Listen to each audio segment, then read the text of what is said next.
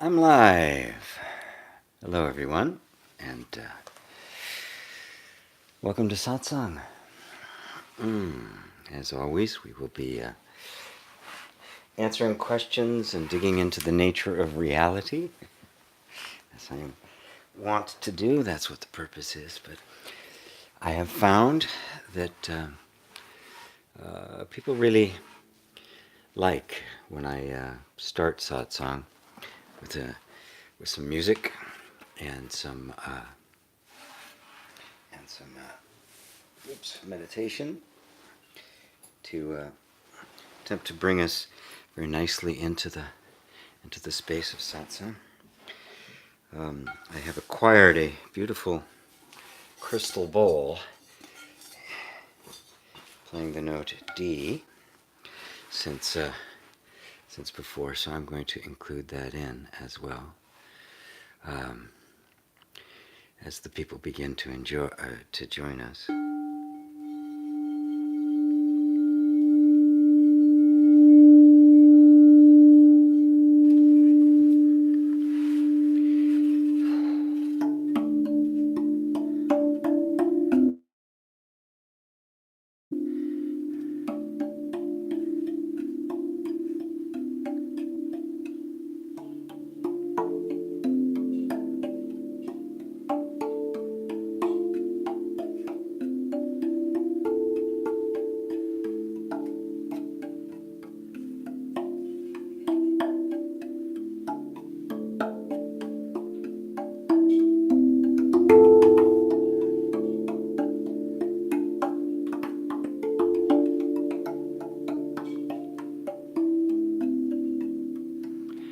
So, welcome everyone to Satsang.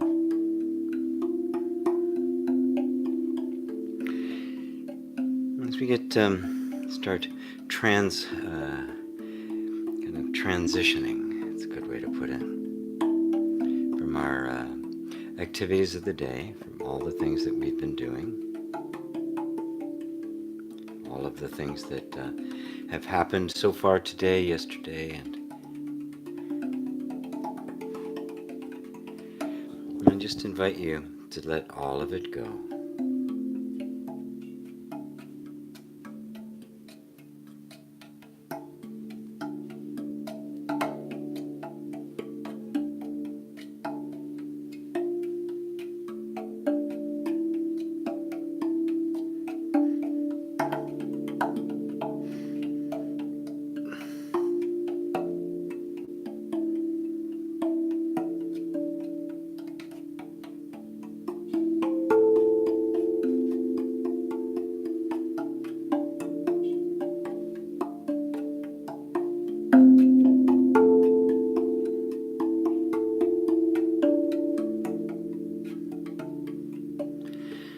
Just relax your bodies.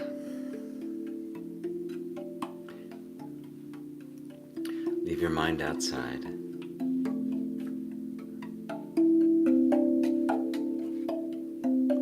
Which simply means just forget about the past. Forget about the future. Even forget the motivation you had for coming to satsang. The idea of wanting something, grasping something, and just imagine that all you've ever wanted, all you've ever needed, has been fulfilled. There's nothing to do.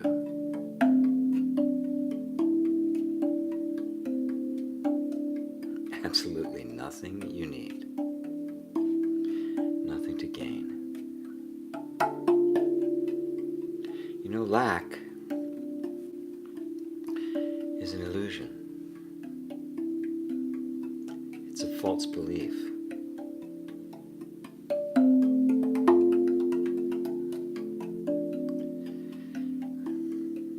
It got put into place when, as little children, we ran into the disagreements with our tribe, with the people who are our caregivers.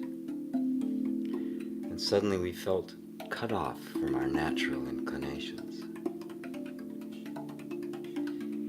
And that gave us the illusion that in fact we had been cut off from ourselves.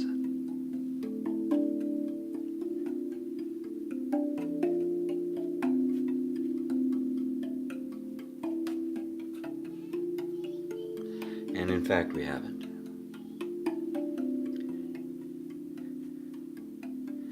You know, anytime you go into any circumstance, the circumstance is only going to allow so much of you to be expressed.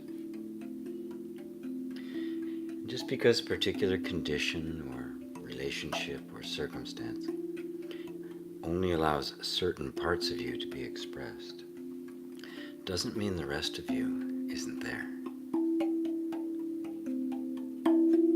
Doesn't mean the bulk of you, the infinite potential of you, has been somehow squeezed out of existence. It hasn't.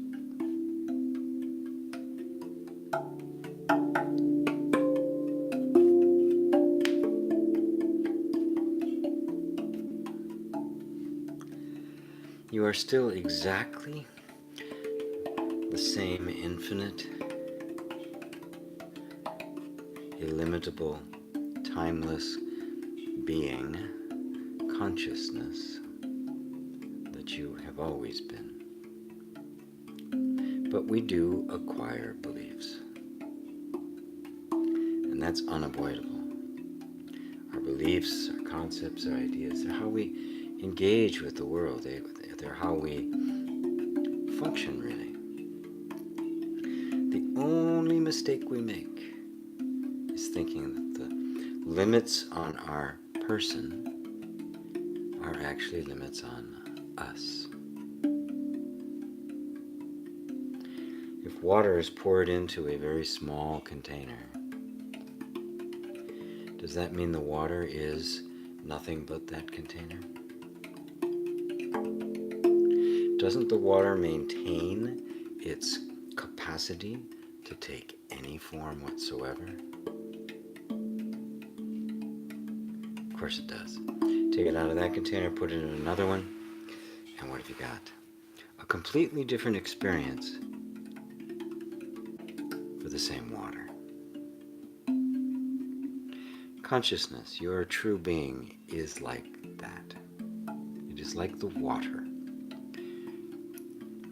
And the times in our lives when that water is poured into a certain set of circumstances which may feel very narrow, very constricting, not for 1 minute have you become permanently defined by or limited by that particular set of circumstances.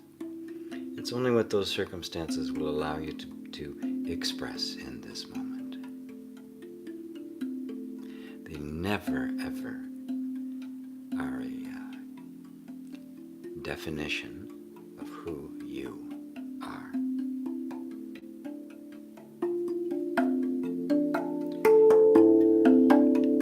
So as we get ready to start now with the questions,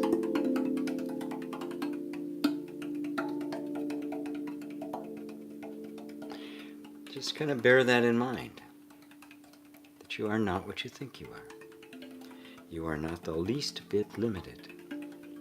And the circumstances you find yourself in right now do not define you. I could put you into any number of circumstances and you would just adapt perfectly. Knowing this, the feeling of oppression or constraint that is inherent in every circumstance that we're in lessens.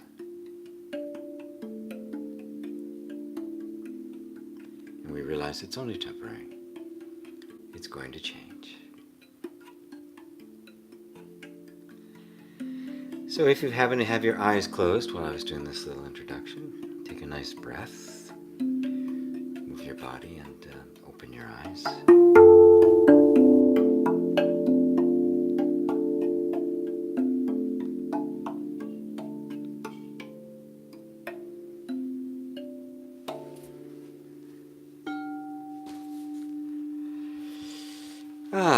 Welcome everyone. Welcome everyone to Satsang. I'm going to set this aside for right now and and kind of get comfortable. Bring up the app on the phone where I can read the questions. And it's so good to see you all. Oh, right there up on the top. I'm just sitting here on the floor, actually, in that room. I have a little table behind me that I keep stuff that is valuable to me. I've got a little incense, and I've got a fountain back there. Got a little bunny, a very dear friend of mine gave me. So it's just a nice, comfortable place for me to sit while I do satsang in the room, which is also my studio. So I'm gonna move the mic a bit. I'm assuming you can all hear me well. Let's go back to here. Oops, let's go back to here. This way I can see the questions. Hi, Mr. G from Robert Hill. Hello, Robert. Dr. Damien says, hi, GP. Hi, Dr. Damien. Miss B, hi. Hi, Keith from the UK. Brian in Virginia says, happy Memorial Weekend. Happy Memorial Weekend to you. For those of you who are in the United States, this is a holiday weekend. Tomorrow is Memorial Day, where we honor people who have given their lives in times of war. RB Moriel, hi, hello to you. Ava, namaste, GP. Yes, for your playing music. Good, I'm glad you guys like it. I do. It is a nice way to open up satsang, and it's nice that I can do it live without without the canned music. Robert Hill says, hi, Mr. G. Hi, Robert. Barbaro, hello from Sweden. Hello, Barbaro. Hello from Bulgaria, from Ivan. Hi, Ivan. Teresa, from Croydon, South East London. Hello. David and Elaine, hi, GP. Greetings from the UK. Good to see you. Good to see both of you guys. Inner Aesthetics, hope all is well. Yes, all is quite well, thanks. And we're getting right into the questions. Wonderful. Hi, from Sarah in France. Happy to see you, hear your voice, and see you. Oh, nice to see you too, Sarah. So glad. We already have a question here, so I'll just jump right into it. No sense in delaying. But by the way, please do like and share this. It does bring more people in. Let's get as many people into satsang and this kind of a depth of conversation as we possibly can. Ann Kaufman says, hi, on time for a change. Welcome, Ann. You're never, ever really late. So Robert says, GP, is meditation safe for everyone to do? I mean, without a teacher. There are lots of meditation apps. Well, it's not dangerous. Let me put it that way.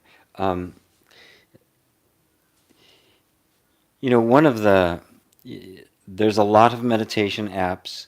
There's a lot of brain entrainment apps, as well as sites and downloads and that sort of thing, which claim to put your brain in the state which is the same state as would be a Zen monk. Matter of fact, meditate like a Zen monk without the experience. None of that's really true. That's all hype. The fact that we might be able to manipulate our bodies into a state is not the same as understanding or mastering meditation. One of the few brain entrainment programs that I actually recommend, that I'm even an affiliate for, is I Awake. I know the guy, John Dupuy, and his wife, and he has, when he puts out his meditation program, it comes with a nice PDF book that explains all about meditation. That it isn't that the meditation apps and assistants and tools and brain entrainment and the various kinds of binaural beats and solfeggio and there's a bunch of different kinds, that they are an adjunct, they're a help, they're an assistance. They're not a replacement for learning meditation. Because meditation, the object of meditation isn't just about getting you into a particular state where you're oming out, right? That's kind of the materialistic reduction of it that's brought it down to, basically a technique for stress relief. Meditation is learning to look without judgment. It's learning. It's getting into the Buddha mind, the state of witnessing without a preference, without having a judgment or an issue or taking a position on what is being experienced. And from that point, to have a completely different insight into your actual true nature. Now, in doing that, in coming to that place of total equanimity, or total allowing, where you are simply witnessing everything that's going on in you without the drive to change it or fix it or make it different than it is, that naturally brings about these different states that are quite measurable in the body.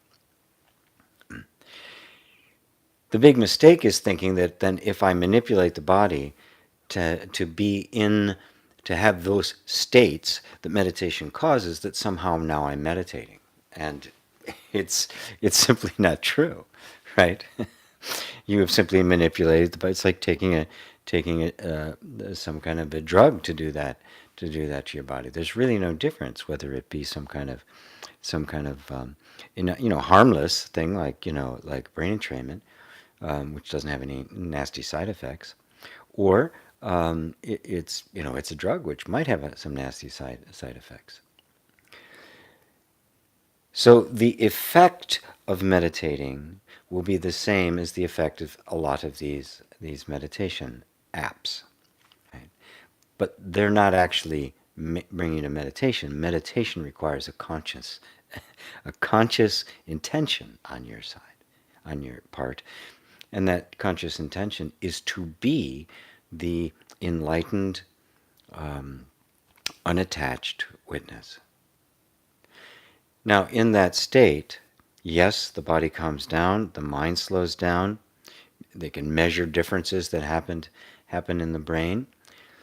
And all of that's good. All of that has a very positive impact. It has an impact on health and well-being and stress and depression and all sorts of things that it helps with. But merely bringing about those states in your body cannot tell you who you are. Whereas coming by intention to the place of pure witnessing, eventually the eye of the witnessing will have to turn even more deeply within. To attempt to witness the witness itself. To become aware of being aware. To become conscious of consciousness itself. Now that can't be done through any extra technique. It can't be done through any technology. Only your own looking can see that, because it is totally subjective. It is not an experience that you're having. It is a deep insight into the nature of the one who is having the experience. Whereas all the rest of it is all about having a particular kind of experience, which is the wake on the boat. Meditation does bring about certain quality of experience in terms of kindness and compassion. It awakens all sorts of great qualities, right? But it is much deeper than any of them. That's the wake on the boat. It's not the boat. Where's the boat headed? The boat is headed towards the recognition of yourself as pure awareness.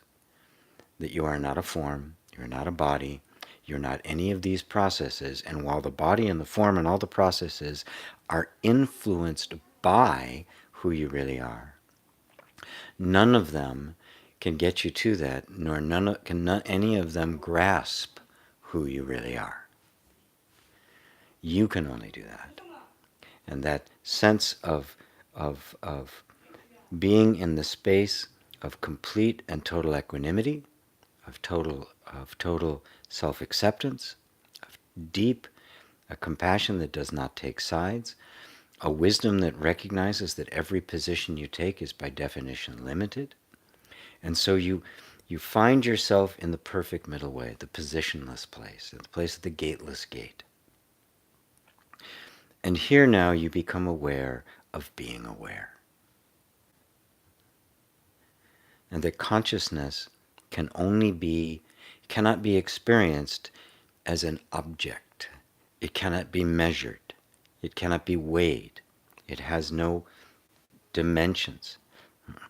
It has no boundaries. It has no perceivable characteristics.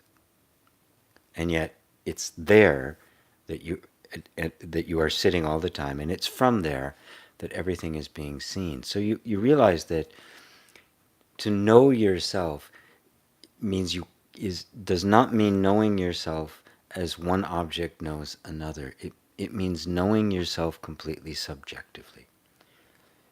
You know yourself simply because you are yourself, and the intuitive sense of being is the sum total of the experience of that, and then everything, all visible attributes, emerge from it.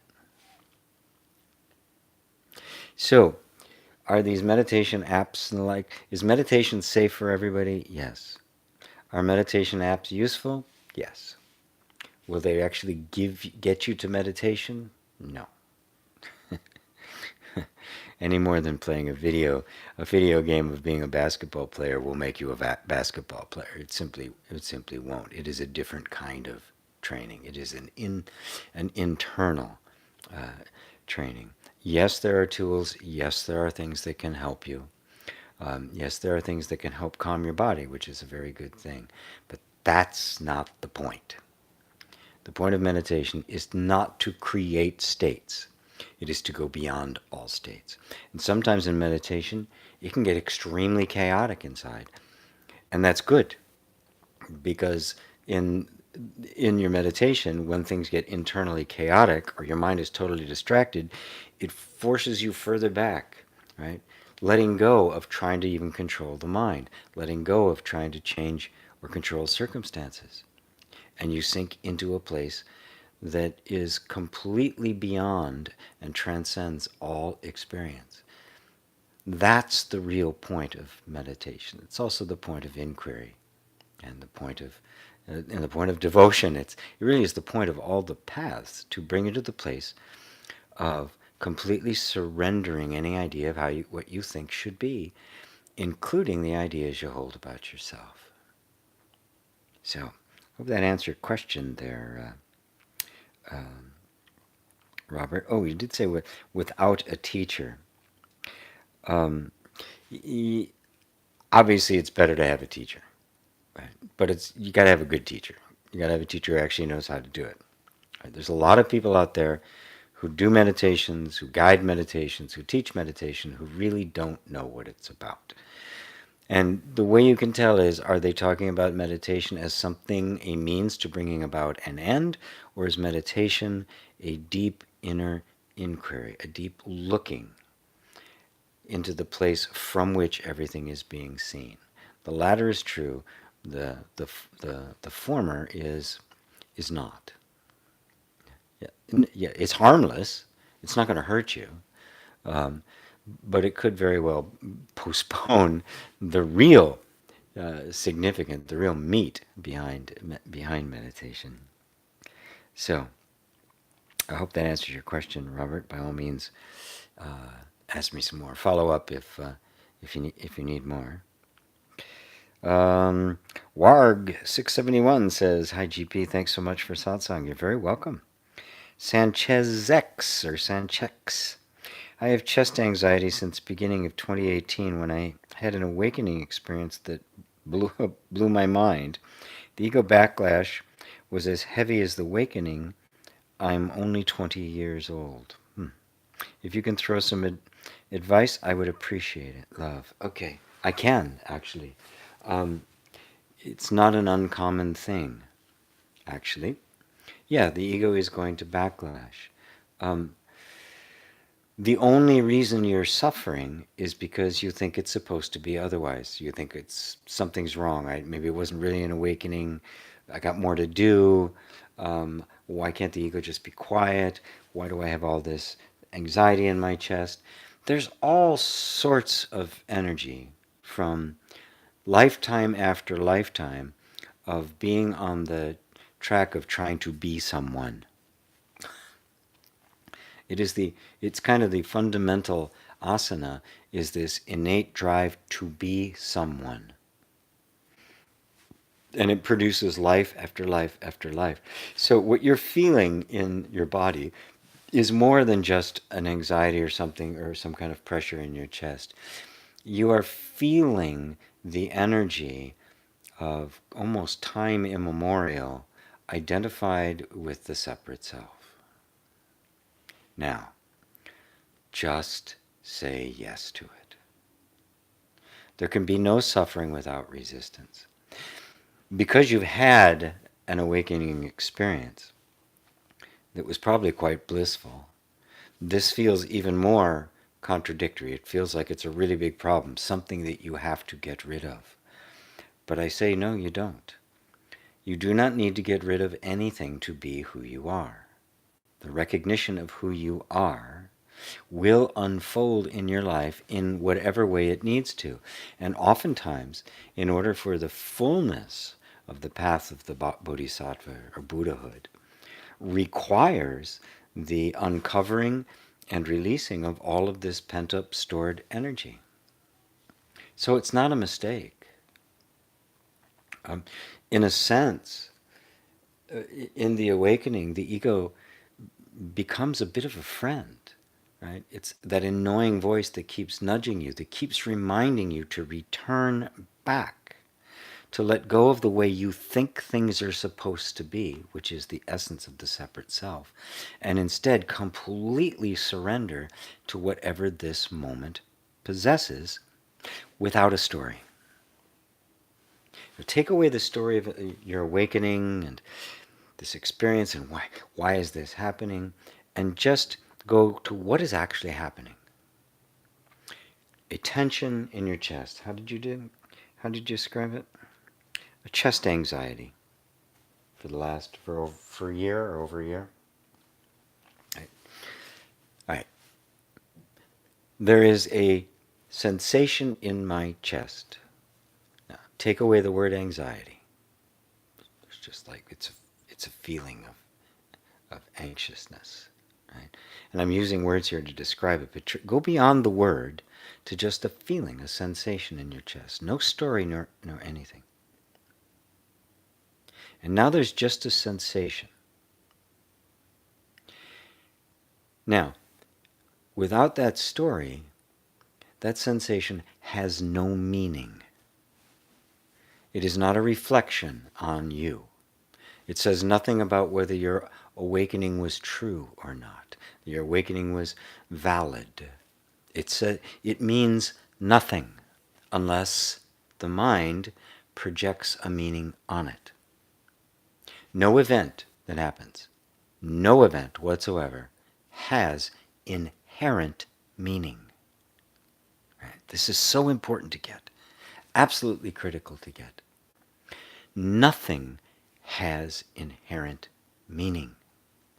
So when something shows up, a sensation, an experience, something in your life shows up, it means nothing other than what you say it means. If it were true that something in your chest had a particular meaning, then it would have that meaning for everyone who ever experienced that. Everyone would have to be having the exact same experience you are, because the experience and the meaning of the experience would be inherent in the experience itself. But we don't. You can put 100 people in a room with one event, and they will have 100 different experiences of it, because there's nothing inherent about the event itself. There's no meaning inherent in the feeling or sensation itself. Armed with that knowledge, you can now just step back from all of the internal pressure of, "Oh, I've got to get rid of this," to, why do I have to get rid of it? Who cares? What difference does it make? Well, the answer is it makes absolutely none. And you'll know you're really free when you can say, you know what, I don't care if this sensation ever goes away. It's irrelevant to my life. I'm fine. You can be here for the rest of my life. I'm fine. Now you're really free of this. It isn't any kind of character dispersion. It means nothing as to who you actually are. And just hearing my words, does that help give you some relief from it? Does that start going, oh, right. I have been turning this anxiety in my chest into a big deal. Is it actually a big deal? Well, let's find out. Stop. Take the story away. Just feel a sensation in your chest. Feel your chest. Don't even label it with the word anxiety. Just make it pure, unlabeled, unmonitored, unfiltered sensation. Completely without a story. And what happens? Is it a problem now? It's only a problem if the mind says it's a problem.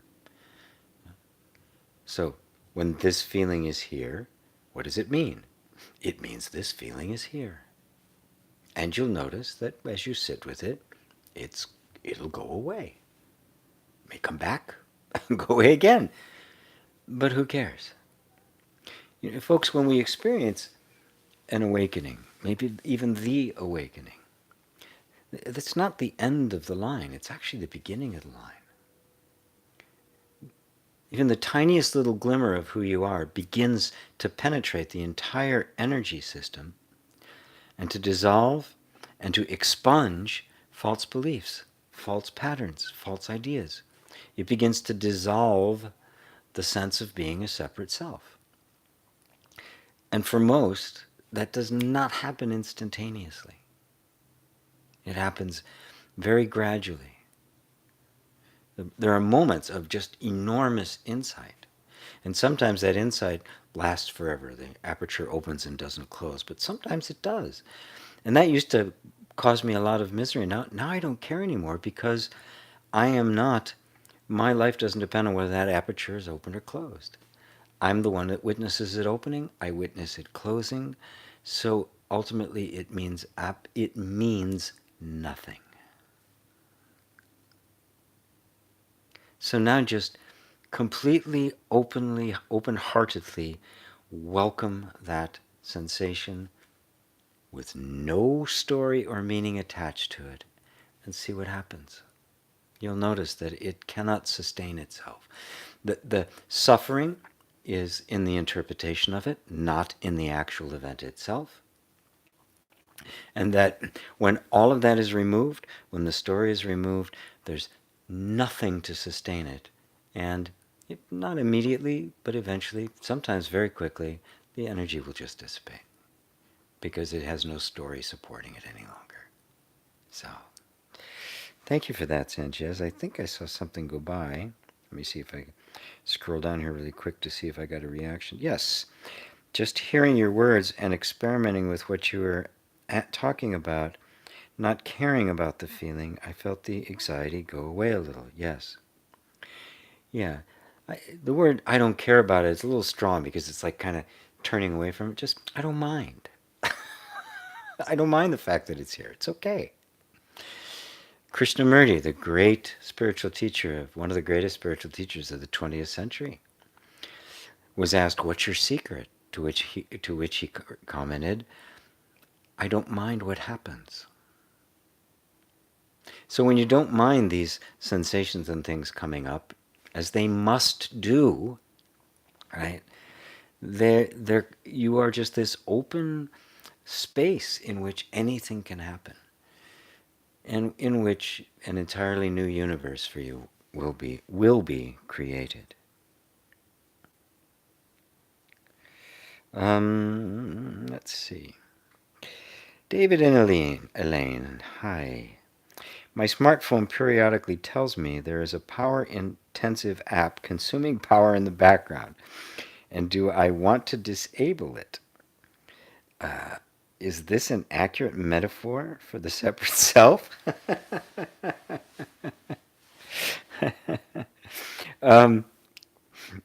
Yeah, it's a great metaphor for the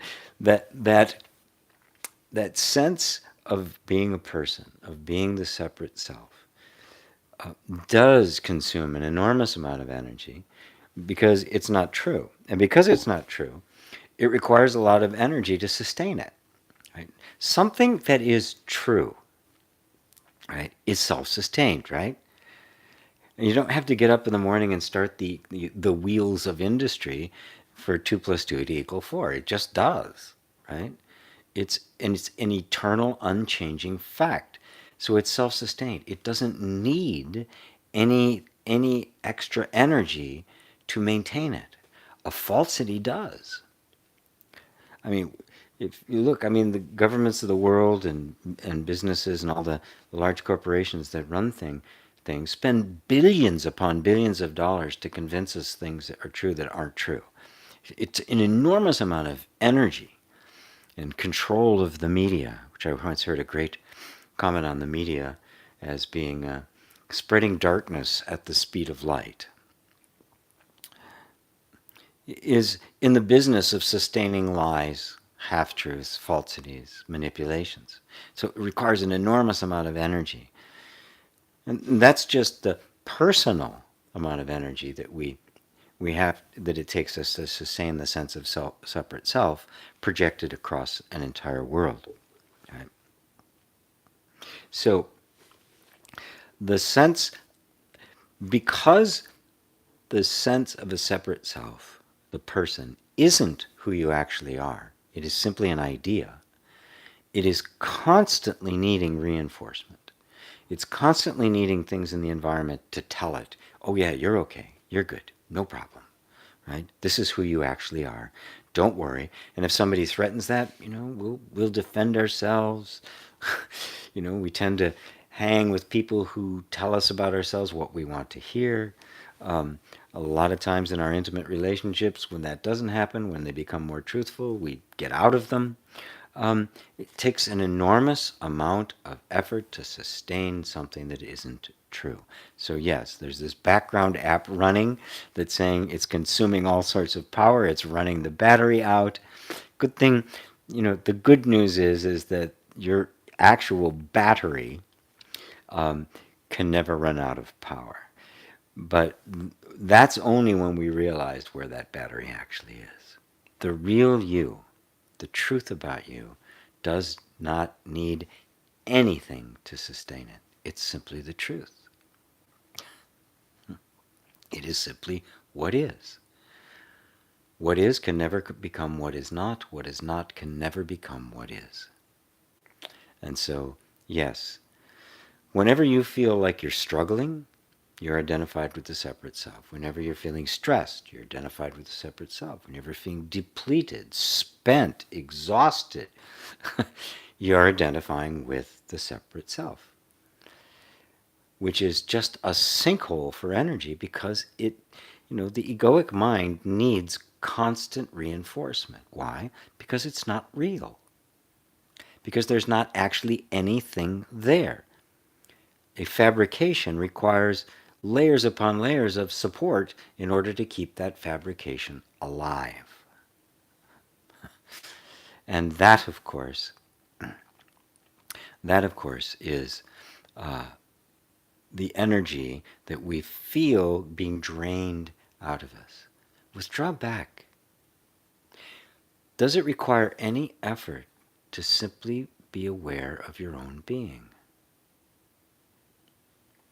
And that sense of existence, do you have to do anything to make that happen? It's just the wonder, the miracle. It's self-sustained and self-sustaining.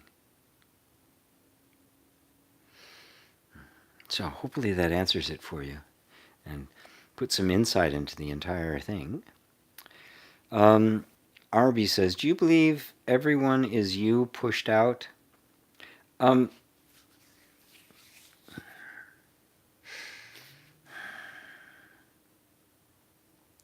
well, Arby, it depends on what you mean by you and pushed out. If by you mean the personal sense of you, this self, and that I'm just projecting myself all over the world, then the answer is it's not really quite like that. Yes, when I'm identified as being the egoic self, the separate self, it is going to color my perception. So I'm going to be interpreting experiences from that perspective. It doesn't mean everything out there is me. That would be a solipsism, and that's a form of insanity. Okay? It's not that everyone out there is a pushed out version of me. It's just that I can't see things as they really are if I'm identified with the separate self. So I'm going to have a very limited, very finite view of my experience, and I'm going to be projecting meaning on experiences that the experience itself doesn't actually have. So now that means that in order to stop that projection, and to see things, people, places, things, events, experiences, as they actually are, I have to begin to let go of my identification with the separate self and become more thoroughly rooted in who I really am, in the discovery of who I really am, which is what we call the awakening or enlightenment. That's the simple requirement. So it isn't as important to say, are all of these things a projection of myself? Well, your experience is completely limited by your self-image. Right? Who you are determines your perspective, and therefore you are going to see through the glass dimly. You are not going to see things as through they are. You're going to have a very small, narrowed view of reality. Right? But it's not, everybody is me pushed out. That really isn't a very helpful idea. It's kind of pseudo-spiritual, really. Just forget all of that and say, okay, I'm not seeing things as they are because of my identification with the separate self. That's very solid, very accurate, and you can do something about that. The point is not to just try to, is to not push people out, but instead to come to know who you actually are. Because if the self-image of myself is limited, my experience of myself and others is going to be limited. I'm going to think they're limited too. So I'm going to basically see everybody as limited because I believe myself to be limited. So I'm going to see that reflected everywhere. If I discover that I'm not limited, then that I really am pure consciousness, then my experience of others is going to be the experience of pure consciousness. I'm going to see them as consciousness made manifest, just like I see myself as consciousness made manifest. And that's when the whole oneness can begin to emerge, the sense of we are all essentially the same, but not the same. Right? There's the formless and the form. We are all the formless. The formless is what is, and what is reflects itself in forms that are only a temporary appearing, but they exude the quality of being. They make the invisible, infinite qualities of being visible, experienceable, touchable, feelable. And both sides of this are essential. We can't be stuck in either one of those. So I hope that answers your question. I want to turn you back towards not merely just trying to shift our perception about things, but to come to see who we actually are. To shift the image you hold of yourself, because that image is determining the way you experience others. So that the others, it's not like they're just kind of taking you and putting it outside. It's more that you're simply looking through glasses that are not true. And then the whole me and other can begin to dissolve, because that's not really the model. There's not me and then there is no me and other. There's only consciousness. But consciousness has absolutely no limits on the forms it can assume. Just like water, you can put it in the shape of a glass, you can put it in an old tire, you can put it in a shoe, right? It's irrelevant to the water. Right? You could take gold and you can make a statue, or you can make a chafing dish, or you can make one of those belts, that they give for wrestling. Doesn't matter. It's the same gold. You are the gold. The gold, for right now, is appearing as in this particular form. In this case, it's appearing in this form, the one you're looking at and listening to right now. In that case, it's appearing in the form that's listening to me. But it's the same essence. It's the same beingness behind it. Does that help? Carla says, hi from Mexico. Hi, Carla. Wonderful, wonderful. Ivan says, lately I feel almost constantly strong burning in my chest and upper stomach. I observed that when I wake up, the burning is not there for a few seconds. Then the thoughts come and the burning starts. Let's see, is there any more to this? No. Okay, cool. Okay. Right? So just be with the burning. Behind your question is I can feel the sense of like, oh, what's causing this? And the question, what's causing this, is so that somehow you can change it and get rid of it. Yeah, you're noticing a connection, that it's not there, then it comes. Okay. If it's not there, then it comes. Then it's not you. It's not permanent characteristic. It's not the truth about you. It's just an experience you're having. And just like I was talking earlier about the fellow with anxiety in his chest, don't make it anything other than what it is. What are you actually experiencing? Well, I'm experiencing a burning sensation in my chest. Okay. Give it no meaning. Give it no past, right? Because in fact, you wake up this morning, that burning in your chest is not the same burning in your chest you had yesterday. In memory, we want to go, oh, it's back. Well, no, it's not. Right? There's a sensation there. Because of memory, go, oh, it may feel very similar, even the same as one you had yesterday, but it isn't the same. I've got a light on me here so that I'm more illuminated. I got another light, the purple light on the wall here, just add a little color, right? There's not a light on me, right? If there was, I get the light, I turn it on, and I wouldn't be drawing any more electricity, right? I wouldn't get an electric bill. There'd be no need because I have the light. But the light is a constant flow. The light you are seeing right now is not the same light you were seeing a second ago. Matter of fact, even a fraction of a second ago. The picture you're seeing on the screen right now is not the same picture. Your screen is refreshing 60 times a second. So you're seeing 60 times every second there's a new picture. So you're not seeing the same picture. You're not seeing the same image of me. The light on me is not the same light. It's a constant flow. If you realize that the way our mind is, we just want to solidify something. So it's the light. I turned on the light, and now I have light in the room. Well, no, you have a flow of energy that we call light that makes things visible. Right? And this light, and this light, and this light are not the same light, are they? So this feeling I have, burning in my chest, is not the same burning in my chest from yesterday. It is a flow. It is a constant flow. Now just take away from it all meaning. Take away from it all desire to change it. Take away all desire to get rid of it. And just sit back in your position as the enlightened witness and say, there's a sensation in my chest. Nothing more. What does that mean?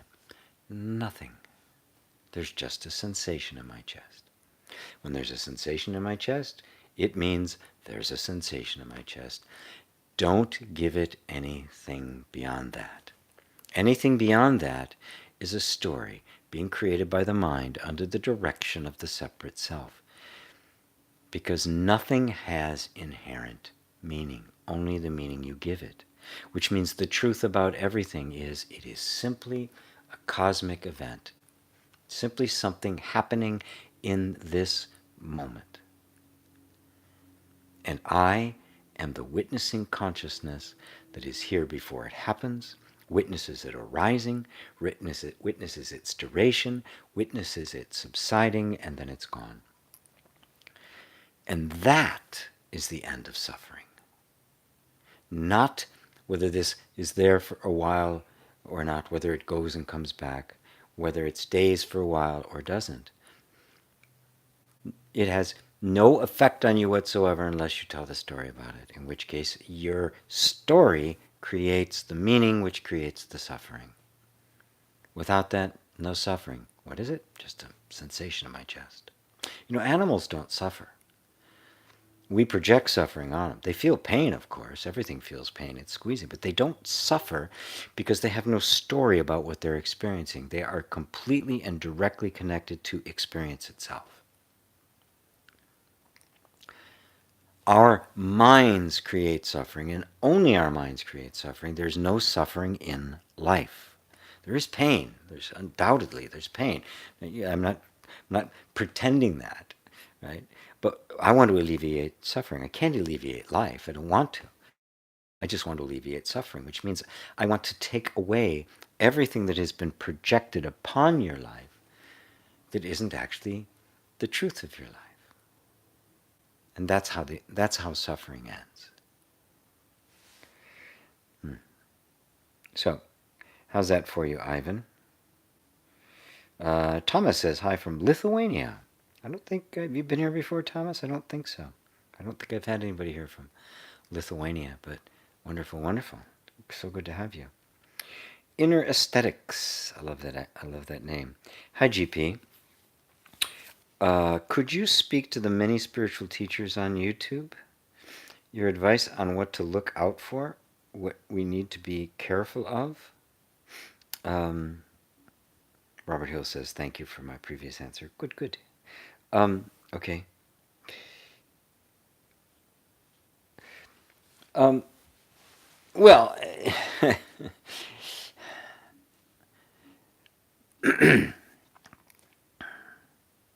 well, first off, you have to come to trust your own intuition. You have to come to trust your own capacity to discern whether somebody is quality or not, whether somebody is actually speaking the truth, and the degree to which they are. Because there are many people who have had experiences and are talking very genuinely about their experiences. There are many people who have had experiences and it really has just kind of inflamed their ego. Now they have a spiritual ego. And then there are those who are genuinely awake. Right? The genuinely awake teacher will always be pointing you back to you. Will never claim that what they're saying is the absolute truth. They will always invite you to check. They will never belittle you. They will never humiliate you. They will never make you feel small. They will never make you wrong. It will always be compassionate. It will be tender. It will be patient. It doesn't mean that sometimes they won't be strong and say, you know what, that's nonsense. Stop believing that. I've had to do that to some people. It's like, well, look, you keep coming back to the same place. Why? And you kind of hold their feet to the fire, but there's no anger in it, right? There's a desire to go, hey, wake up, look at what you're doing. And sometimes it takes a bit of a kick in the butt. Zen masters have known that. But then you let it go, right? Not physically kicking somebody in the butt. You're just doing what you need to do to bring their attention back. But they'll never belittle. Never belittle. Never hold on to anything. Never put somebody in a box and say, well, that's the way you are. It's going to be really hard for you. Never going to predict anything negative. Those are the kind of things you can look for. And then, if those qualities are there, the only thing that matters is it resonating? Is it making your heart feel more open? Are you feeling more loved? Are you feeling more open? Are you feeling more clear? If so, then the teacher is resonating with you in that moment. And there's no guarantee that the next moment will be that way. Right? So I hope that answers. It's really not hard. Trust your intuition, and just don't follow anybody who insists that you think or talk or believe the way they do. Nobody who belittles yourself or anybody else. If they belittle anybody else, even if they're praising you, they're not real. When they make wisdom or the knowledge of awakening a personal possession that they have and that you don't, they're not real. It's not that. Right? Nobody owns wisdom. Any more than anyone can own the sun. Wisdom is not a personal possession. The awakening is not somebody's personal possession. It's exactly the opposite. It is a dissolving of the person in the presence of the pure awakened consciousness, which is what you are. So, I hope that answers your question as to how to distinguish. If not, let me know. Warg 671 says, my family is not interested in awakening or in any related topic. For me, that can be really frustrating. Well, just drop the idea that they need to be.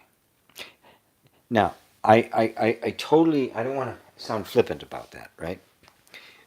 Because, especially you're 20 years old, right? Companionship, love, intimacy, fun, all that kind of stuff, that's still very alive in your body. Don't think because you had an awakening experience that somehow you're on the path to being a monk. It ain't necessarily so. And yes, you do need a sangha. You need to find people around you who are like-minded.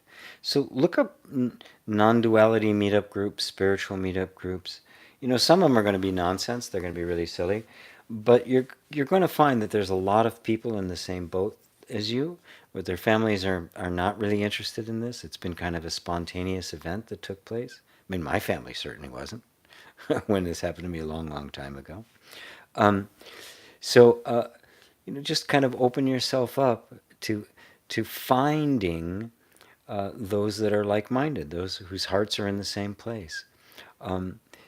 Because we need the companionship of other like-minded people. This isn't, this is not a path of hermitage where you're going to go live in a cave by yourself.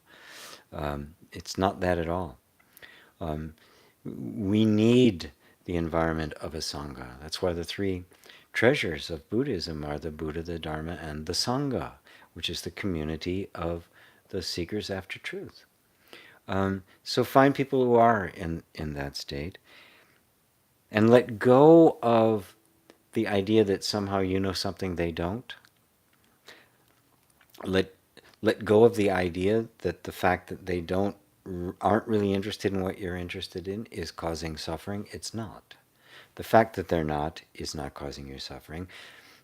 Your desire to have it be different than it is causing your frustration and your suffering. Just accept it completely and totally the way it is. And let yourself be taken care of. The same force that brought you to awakening will take you through the entire process, beginning to end. To quote Rumi, he said, "The power that brought me here must bring me home." And so the power that brought you at a tender age of 20 or maybe younger into an awakening will complete that process. It's not on your shoulders, my friend. So you can relax. You're in good hands.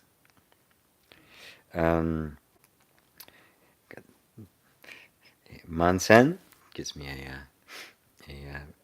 a prayer. Thank you. Isabel. Hello, Isabel. If it were not for you, I would never learn meditation. It was like learning swimming. You actually got me into a swimming pool filled with water and taught me what to do with my body to swim. Thanks. Thank you, Isabella.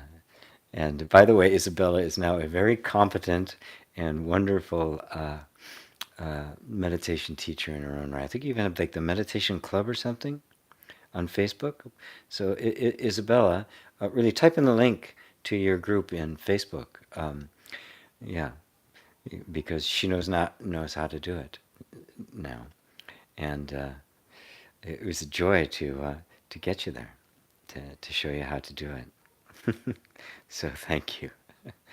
Okay, Ves. So grateful for these satsangs. You know what? So am I.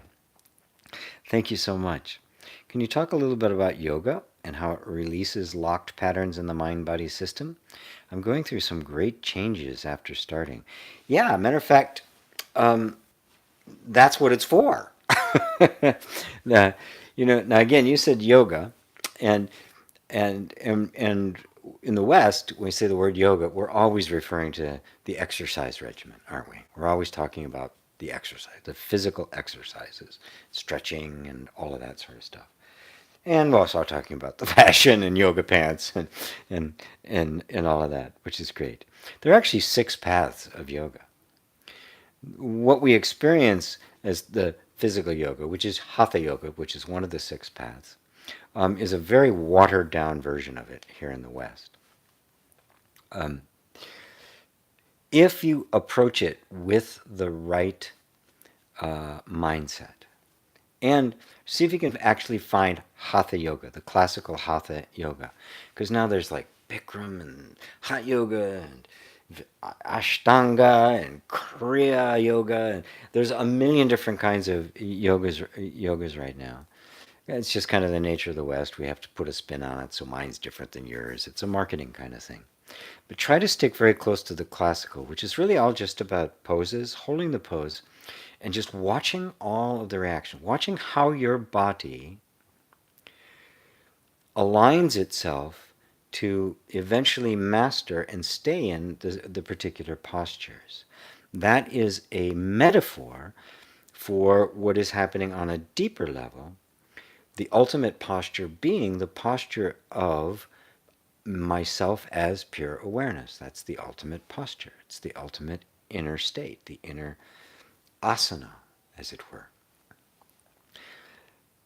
When you're doing that, yes, all sorts of old patterns and stuff can be released from the body because you're now doing something different with the body. You are bringing the body into harmony, right? It's the same reason I will use EFT. It is to physically convey to the body you are safe and to retrain it into more malleability, more flexibility. But it's a training for a malleability and a flexibility that isn't limited to the body. Because we need that kind of flexibility to not hold doggedly internally to a position. Right? Because the position we hold, the posture we assume, I am this, which makes you that, is what creates all the conflict and all the suffering.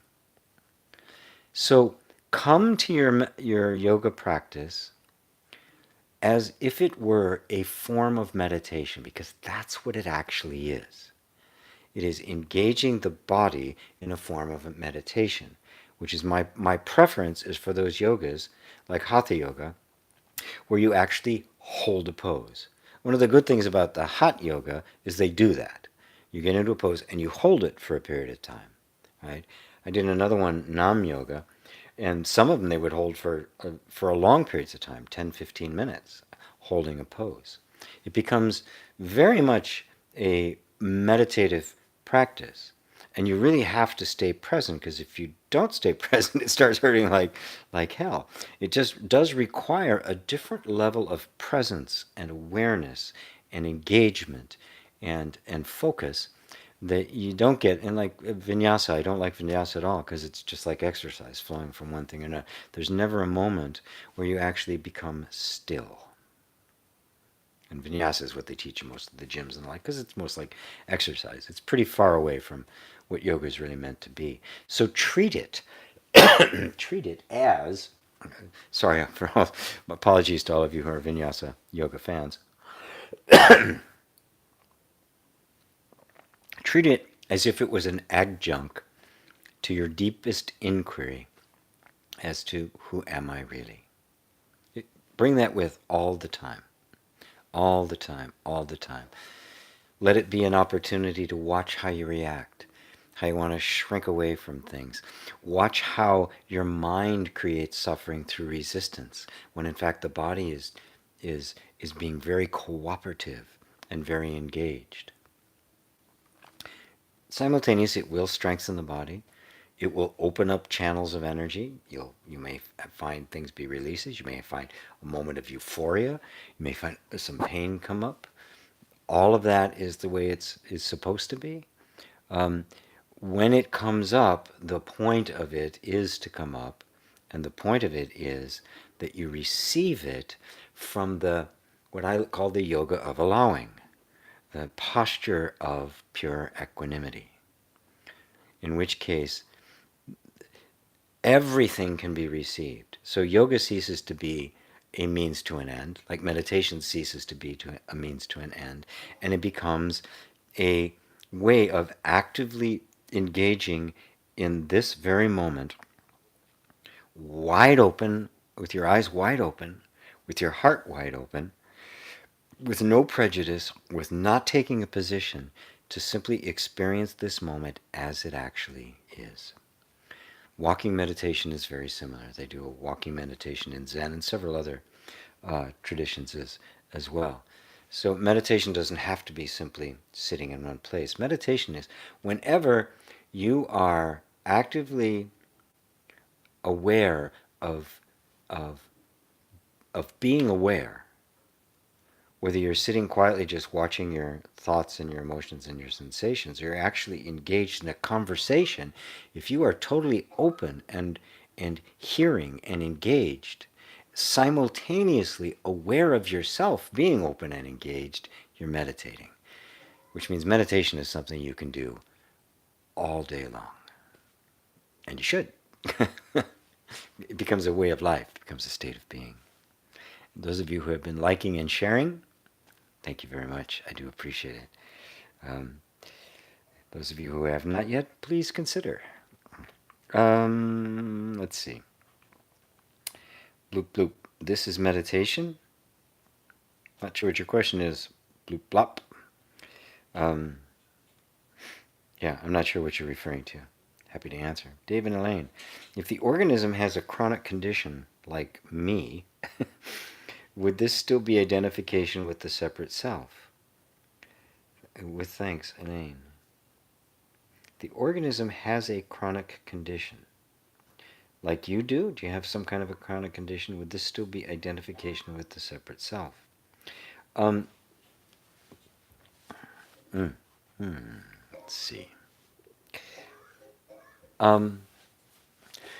Can be. But the way I would start with it, let's say that there is some kind of a chronic condition in your body. The first step in dismantling, it is the separate self that is in the state of resistance, right? Let's not immediately say the separate self has created the chronic condition. It has, but don't go there right away, because it's kind of, you're kind of like going around a 40-acre field to get to something that's just a few feet in front of you. Right. The first thing we do is we peel back the layers, is we drop our resistance to the chronic condition. We drop our antagonism towards it. We drop our desire to get rid of it, change it, fix it, make it go away. That's the first thing that happens. And without all of that now, our attention can begin to turn towards it more openly, with more love and curiosity. Any conditions there that is there, present in our lives, is there for a reason, right? Something happened that put that into place.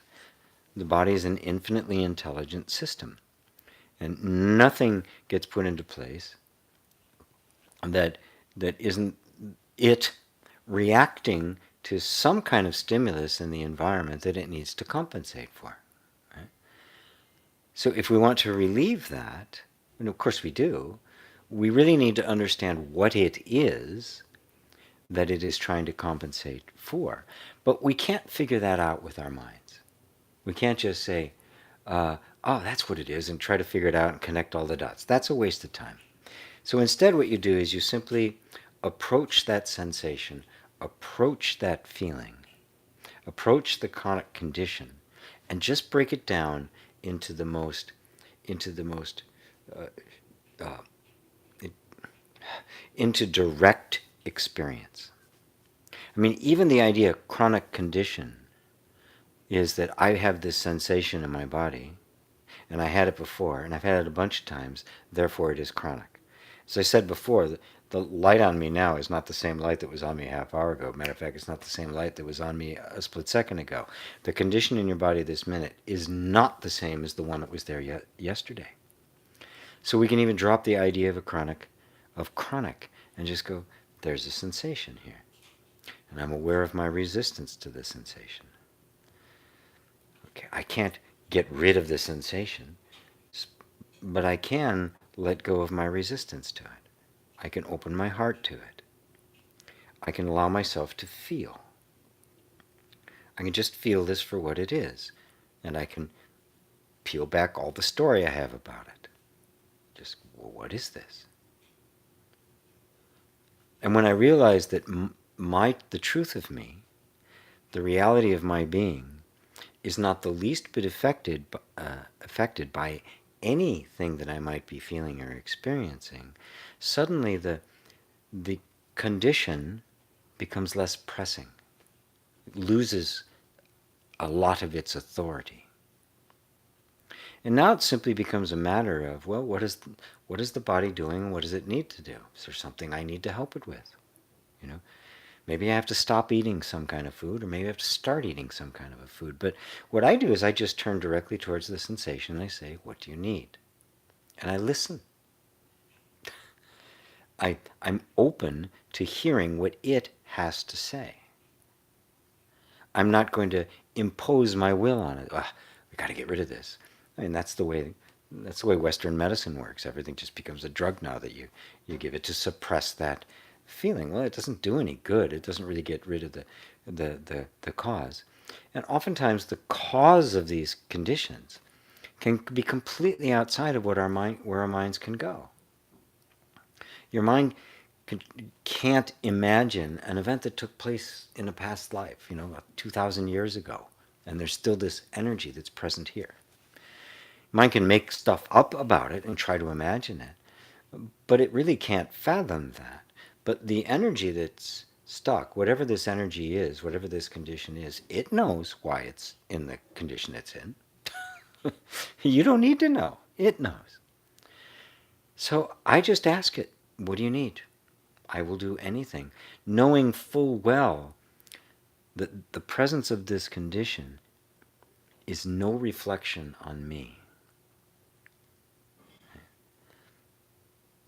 I am not the victim of karma. Karma has nothing to do with me. The realization of who you are is the end of karma. It does not mean it's the end of the chain of the cause and effect that you experience. It is the end of your identification with the separate self that is experiencing suffering because it's so highly identified with all the events and wants to control the events to make them different than they are. Let the events unfold as they do. Again, a favorite quote of mine from Nisargadatta, referring to his enlightenment, he said, I leave my human body to fulfill my human life to fulfill its destiny. I remain as I am. The flow of energy, the patterns, all of the energy, the momentum of the energy got put in place that is sustaining this body will go on until it's no more. Right? None of that has anything to do with me. None of that has anything to do with you. So you're just bringing the light of compassionate awareness to this uncomfortable condition with no intention to change it, fix it, do anything with it, except be the loving presence, which by definition will create a different atmosphere of safety, which will in fact impact it, because all it is, it's always reacting to the environment. If you change the environment, which simply means you bring the light and love of pure consciousness to this circumstance, you will create a different atmosphere, and it will have to change. Because all of these conditions are simply adaptive. They are adapting to the environment. They respond to the environment. The environment changes, they change. It's really, really that simple. Does that help, Elaine? Is that answer to your question? So I kind of went beyond. We don't need to.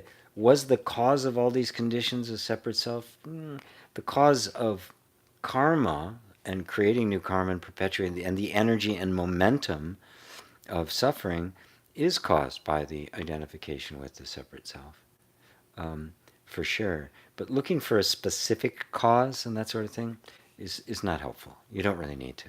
The energy knows what it's doing, and it will do what it needs to do. Your job is to only create the safest, most loving environment in which that can happen. And to do that, you identify with the infinite consciousness that you are. Just that's when you use the word I, that's what you're referring to. And so the separate self is not an entity, it's not a thing. It is the consciousness which you actually are, the sense of your being, which is the self, projecting on what in fact are nothing but a bunch of mindless, non-sentient functionings of the nervous system, projecting upon that the idea of a self. The way we would, if you met a robot, a cyborg, that was done so well that you couldn't tell it from a human, you would project upon it the idea of sentience. You'd say, oh, it's a person, when it isn't. There's nobody there actually hearing my words like you are. You are consciousness. You are hearing my words. The machine does not. And therein lies the key to this, because the organic machine, which I often refer to as the robot, is nothing but a function of reactions and adaptations. It's very complex. It's very consistent. It forms patterns and really molds itself beautifully into whatever container you happen to pour it. Right? But there's no self there. It is just patterns. Patterns that are intelligent and formed, but not self-aware. Self-awareness is always aware of those patterns. And so the separate self is an image only in the mind that has been projected upon all this functioning and saying, oh, it makes up this self. Take away all of the functioning and you won't find a self. Take away all of this. Take away this body, beliefs, past, present, future, and there will still be you. Nothing but you. Pure, absolute emptiness, shunyata, consciousness. Because that is self-existent.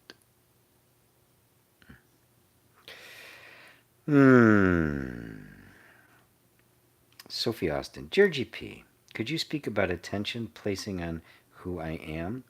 I recognize that attention is also perception, but though through attention, the mind can sink into the heart naturally. Thank you, Sophie. Thank you, love, Sophie. Yeah. Yes, I can speak to that.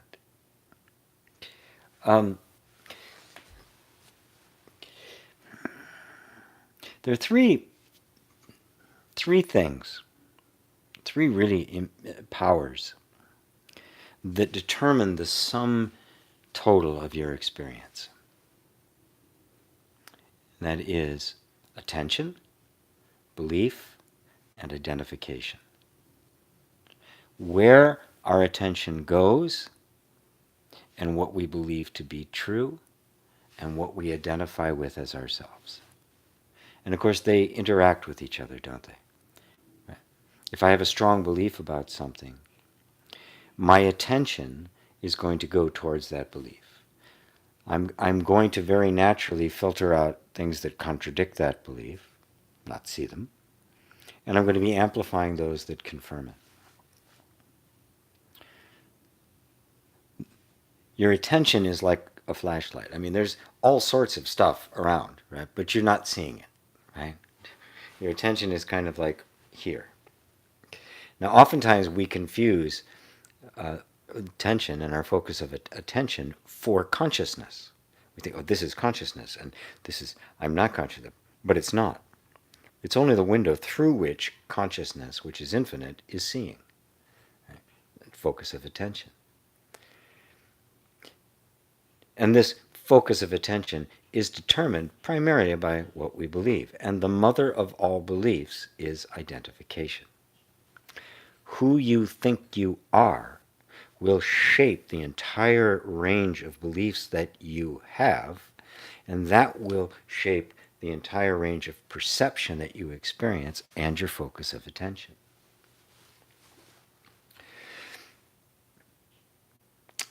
When a certain kind of awakening has taken place, a certain amount of awakening has taken place, and that awakening doesn't necessarily have to be a great spiritual thing. It can be an insight from a self-help book, where suddenly you realize that some habitual pattern you've been doing is a habitual pattern and you don't actually have to keep doing it.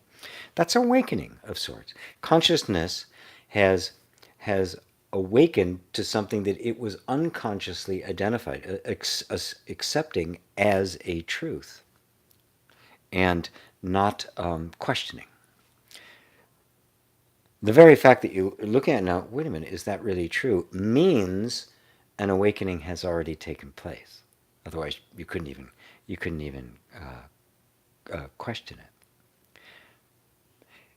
As that develops, you realize that where you're focusing your attention is actually limiting your experience.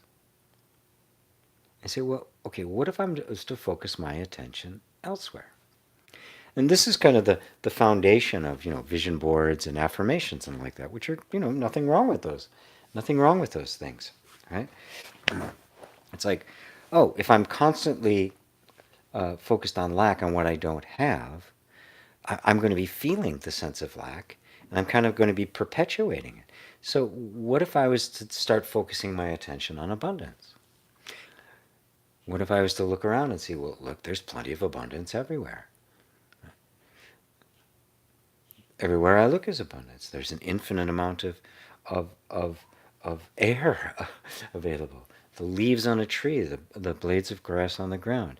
That's the spirit behind gratitude walks and a gratitude list and things like that. They are to shift your attention to give you a broader perspective. In doing so, well, the only reason you do that is because there's already been an underlying shift in belief. You begin, maybe this really isn't true. Right? Because you can notice the sense of identity gives rise to beliefs, which gives rise to the focus of attention, and focus of attention is our perception. That is our experience of the world. And in fact, the world is nothing but an image in our minds. It is nothing but where we happen to be focusing our attention on. So to consciously take control over that is a very powerful and a very useful thing. When that focus of attention starts turning around and starts looking within rather than always without, something even deeper takes place.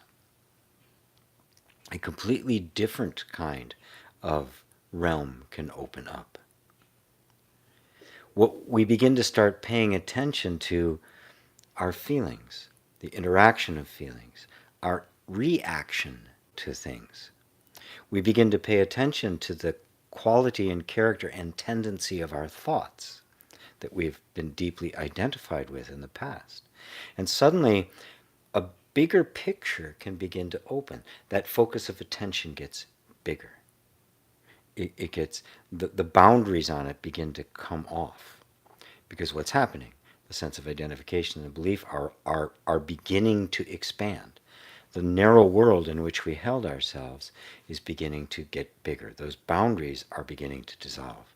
Till eventually you find that there aren't any boundaries.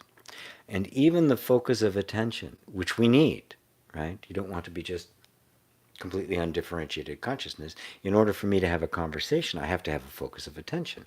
I'm focusing on the questions, I'm focusing on the camera, I'm making sure that I'm not bumping into the microphone, and I'm paying attention to the nuances and subtlety and energy behind the question. All of that is a focus of attention, and I'm not thinking about, the stuff that's going on outside, what I have to do later, what happened before. So, but I have to realize that that focus of attention is not all there is to consciousness.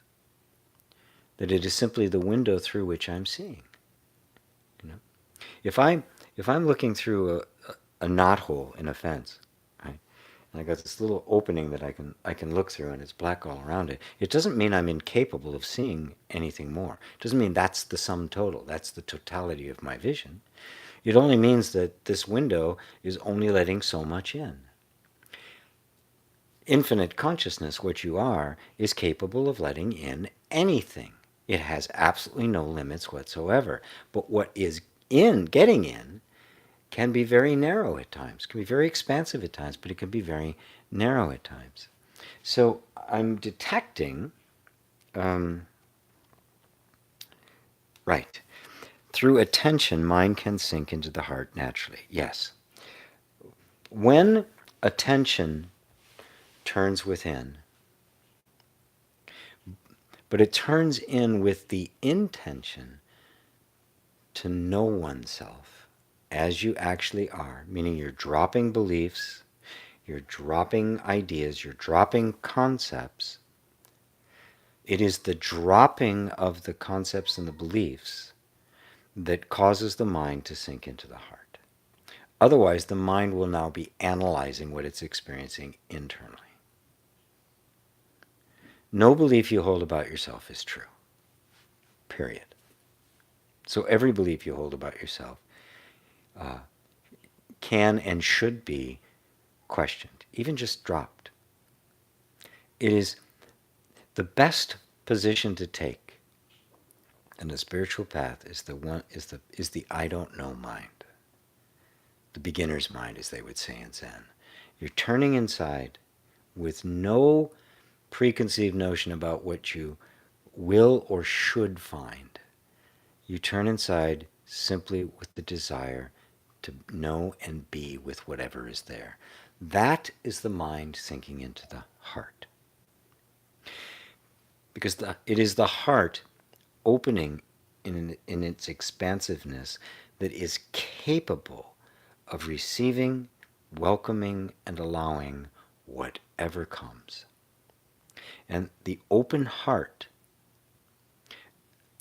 that is open and receiving, the pure feminine principle, is the essential nature of consciousness.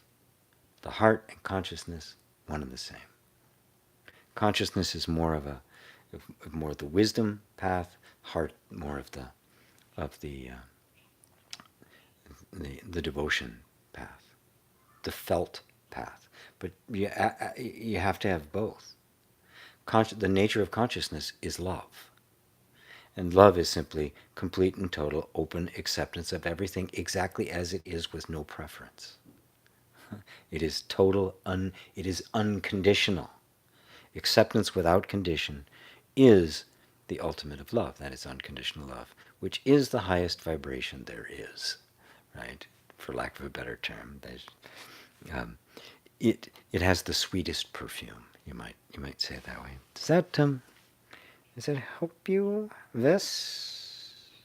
Oh no, that was the yoga question. That was that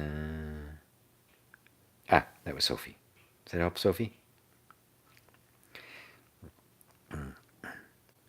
The more you see beliefs as beliefs and not the truth, the more you practice and are willing to let go of a position and simply allow things to be as they are, the more you're sinking into the heart, because that's the nature of the heart. That's the true nature of consciousness. You can tell because something will arise in your experience. The very fact that it's arisen means awareness, consciousness, has already said yes to it. Now, something inside of you, some old habit or pattern, could react and want to resist to that, and resist that. So I don't like that, try to push that away. But that too is something that has arisen in front of awareness, and our awareness has let that in. So awareness has no problem with the resistance either. Now, the sense of being a separate self is going to grab on to, oh, I don't want to be resistant. I'm supposed to be open, right? That's the sense of a separate self. That too is simply a habit pattern in the nervous system, the energy system, that is arising, that is also completely allowed in by awareness, right? Awareness has already let it in. So an event, resistance to an event, and the identification with a separate self are all arisings that also subside, and none of them are you. So even the identification with the separate self is not you. It is something simply arising that awareness is aware of. And that knowledge will dissolve the separate self. Because you see, there isn't anybody there. It's just another pattern that has arisen. It's just another wave on the ocean, and not anything I really have to concern myself with. Ah.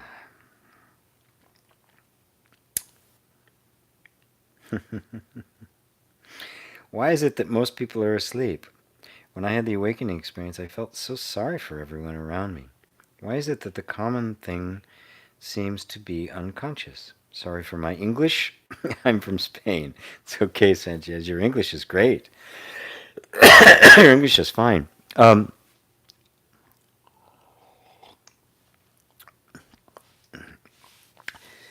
Drop your idea about people being awake and asleep and the like, and just pay attention to your own awakening. It's too soon on your path to be trying to discern what's going on with other people. Yeah, you had an enormously wonderful experience that's changed your life forever, and it's going to continue to unfold. That unfolding of your awakening will eventually bring you back to all of those people that now you feel sorry for, in such a way that you really bless them and benefit them. Plus, you'll also find that they may not be as asleep as you thought they were, and that everybody is on this path. The fact that you choose this path is just one phase of many. You're already on it long before you choose it. Reality is unfolding itself. It doesn't depend on your participation for that to happen. So don't worry about it. Yeah, you can look around and find it very troubling, right? The world's very much asleep to the point where it's almost pushed itself to the brink of extinction. Okay, yeah, it's severe. But this is kind of the wrong thing. Why is it so common to be unconscious? Instead, I recommend anyone who's experienced the awakening, the bodhisattva practice. The bodhisattva practice is very simple. Suffering beings are numberless. I vow to save them all. Become more sensitive to the suffering that the unconsciousness is causing them, and you won't be as concerned anymore. Why are they unconscious? Why not? Because your heart's going to be open, and it's going to be totally about, how do I alleviate suffering? That was the Buddha's mission. It was not to attain enlightenment. It was to alleviate suffering. When he sat down under the Bodhi tree, he did not say, I'm going to sit here till I get enlightenment. He said, I'm going to sit here till I have the answer to suffering, which enlightenment is the answer. It's the answer to suffering. So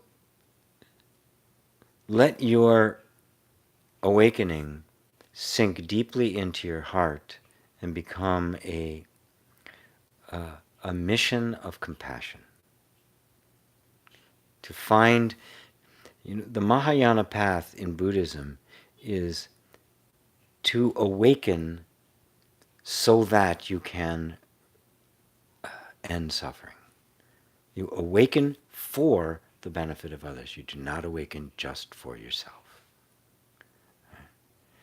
And then just let the awakening run its course.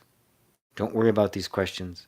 Keep asking them. It's okay, because it's not that they're unimportant. Just keep asking the questions. But I'm going to keep directing you back to that which is most conducive to your spiritual growth right now, to the growth of that awakening, to the solidifying of that awakening, to making that awakening so ingrained in you that it isn't an event that took place, it's what you are. You, awakening, same thing. And your English is just great. Let's see. Christina B., thank you very much for the videos. Oh, you're welcome. Sarah Sands says, hey G, I hate Hatha Yoga. My fat ass is too heavy to hold up. I love Vinyasa Yoga because I don't have to hold a pose for a long time. What should I do? Keep doing what you love. Yeah, forget it, right? Forget it. Let my words sink in. If I say something like that, the seed is planted, the adjustments will be made, okay? Don't take it as a mandate, I can't do this. Remember, I said at the beginning, if the teacher tells you what to do, they're not really a teacher. I'm not telling you what to do. I'm only pointing something out. I would say give Hatha Yoga a chance, right? Notice how much of it is your resistance to simply being still in the pose, and how much of it really is the physical demand of it. And of course, there's plenty of, every exercise in Hatha Yoga that you hold has, it has beginner, intermediate, and advanced ways in which you can hold it. So there's no such thing as a position that you can't hold for a period of time, just long enough to watch what's happening, to watch the reactions. That's the problem I have with vinyasa. It never stops long enough for you to actually be consciously present. You're always the mind is engaged in learning the flow, learning the next step, learning my next line, right? So it's never just stopping and being present where the mind doesn't have anything to do. That's why I'm the fan of Hatha Yoga. So give it a try. And really pay attention to whether the resistance is actually simply the mind not wanting to slow down, not wanting to remain present, but wanting to more food, or if there really is something, if it really has to do with your fat ass, which I don't think it does. Dux says, hey GP, Krishnamurti was against formation of habits even in meditation. Do you think so? Should meditation be integrated in every moment or be programmed? Well, Krishnamurti was right. Anything that becomes habitual or rote is going to become problematic for you. Meditation is in the intention and focus of attention that you bring to it. If your intention is to simply be present with whatever is there, that's not a habit, that's not a technique, that's a seeing. And seeing is what we do all the time, and we are looking to see the truth. If you're saying, I have to sit in this form, and I have to be in this way, and I have to do it for at least a half hour, and then I do walking, then I absolutely agree. No, none of that is real. None of that is absolute necessity. Although I would add as a caveat, don't just completely throw away all disciplines and techniques until you have practiced them somewhat, right? Glean from the technique, just don't get stuck in it. So there are techniques of meditation for sitting in particular postures, particular mudras. There are techniques, mantra meditations, and to sit for a particular period of time. In Vipassana, you don't move, right? In Zen, Rinzai Zen, you don't move, right? And when you just don't move, it reveals something. Now, does that mean you should never move? No, of course not. If your leg is falling asleep, move it, right? But begin to discern the difference between Okay, this really has to happen. My legs are falling asleep, and that does cause a problem. That can cause a problem, so I'm going to move it slightly to coming to see how the mind's reaction is always one of irritation, creating motion and shift where there doesn't really need to be any. That's a time for more presence to be brought to bear. So it's not that the techniques should be thrown away. It's they should never be regarded as absolute. Once you've learned it, you embody it. Once you've mastered it, you can begin to play with it because there's no danger, right? If you don't master it and you throw it away, you're a dabbler, right? You're building 101 foot, digging 101 foot holes to find water when you need to do one hole that's 100 feet, 100 feet deep. So it's always a balancing act, and it's always one that we have to take on ourselves. It's always a matter of not giving up too soon and not giving up too late, not pushing something aside too soon and not doing it too late.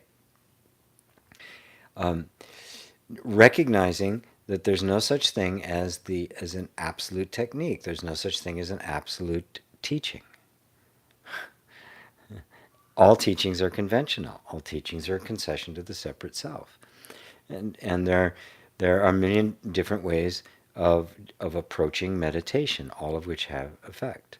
My approach, which I think is the best approach, which is regarded as the best approach in Zen, is simply being aware of being aware, where your attention becomes aware of your own awareness, not as an object, but as yourself. And that thoughts come and go, but I'm not my thoughts. Emotions come and go, I'm not my emotions. Sensations come and go, I am not my sensations. And sensations, emotions, and thoughts make up the sum total of experience. So I am nothing that I experience. Now, I do not need to be sitting like this in order to know that. I do not need to be sitting anywhere in particular. It doesn't need to be quiet, doesn't need to be loud. Although, in the beginning, we need some quiet. We need some focus. Our minds have not been trained yet to not be distracted. They're going to run off from here to there. So it's okay to simply practice sitting in a particular posture. Noticing how antsy you get sitting in that posture, how restless your mind actually is. Very useful things to note. And then to sit there through that long enough to watch how it actually begins to settle down. And you realize so much of what you've been doing and acting out has been completely and totally unnecessary. Just habit energy unfolding. And seeing it as such, you now become the master of it. Right? And in that master, you become the master of meditation. At that point, you could be on a crowded bus, you could be in the middle of a crowd, you could be at a rock concert, right? And that sense of a presence awareness at every moment just never leaves you. It's just, yes, there's chaos going on, and I'm aware of the chaos. And I'm not the chaos, because I'm aware of it. And there's this beautiful, perfect silence going on, blissful. Oh, so wonderful. But I'm not that either. I'm aware of that. So I am the transcendent awareness. It is aware of both the chaos and the silence. So and beyond both. Neither this nor that nor both nor neither. And so meditation is simply one of the ways in which this internal realization happens. It's not even a state. It's actually your natural state. You find that, oh, that's been there the whole time. That's what has been happening the whole time. I've always simply been aware of events taking place. But at one time, I was identified with a particular flavor of that event and therefore felt myself being kind of cut off from the rest of it. But even all of that was simply something playing in front of my ever open, ever expansive, ever loving awareness. How's that? How's that, ducks? Warg671 says, thank you for the very kind advice. I miss that kind of contact in life a lot. Love is really the healing power. Yes.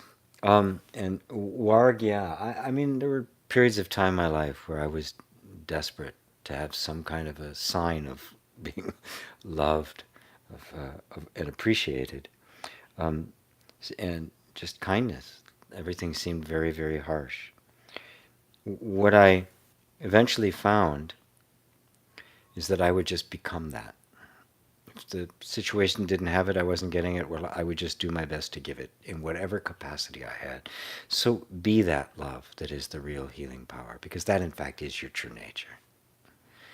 And and you'll find that you in fact have an infinite amount of it within you to give, and that giving will be reflected back to you in very concrete, very tender ways. Ways very much meeting you on a very human level. Let's see. Christina B says, "How to get rid of the feeling of lack, especially in terms of things that are important to us." Um, like everything, we can't get rid of a feeling. We have to transcend them. We have to become wise. We have to see what they really are. Identification with the separate self gives rise to the fear of lack and the fear of death. If I am this separate self, there's me, bounded by this skin, I'm in this universe, there's all sorts of things I have to do. If I don't, I won't survive. Yet I feel like I don't have what I need. There it is. That's the entirety right there. The sense of lack can only arise in the presence of the sense of being a separate self, being the person. To end the belief of lack, you see that it is just a belief. Okay?